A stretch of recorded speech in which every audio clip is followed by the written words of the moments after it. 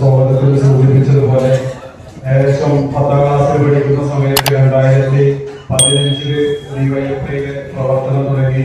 കാരക്കാട് പോലുള്ള ഒരു പ്രദേശത്തെ ഡിവൈഎഫ്ഐയുടെ യൂണിറ്റ് കമ്മിറ്റിയുടെ സെക്രട്ടറിയായി പിന്നീട് ദീർഘകാലം ഇവിടെ സൂചിപ്പിച്ചതുപോലെ 8 വർഷത്തിലധികം ഡിവൈഎഫ്ഐ മേഖലാ കമ്മിറ്റിയുടെ സെക്രട്ടറിയും പ്രസിഡന്റും ഈ അവസാന കാലം ഡിവൈഎഫ്ഐ മേഖലാ ട്രഷറർ ബ്ലോക്ക് കമ്മിറ്റിയുടെ സെക്രട്ടേറിയറ്റ് വൈസ് പ്രസിഡന്റ് ഉൾപ്പെടെയുള്ള പല സംഘടനാപരമായ ചുമതലകളും ഡിവൈഎഫ്ഐ എന്നെ ഏൽപ്പിച്ചിട്ടുണ്ട്.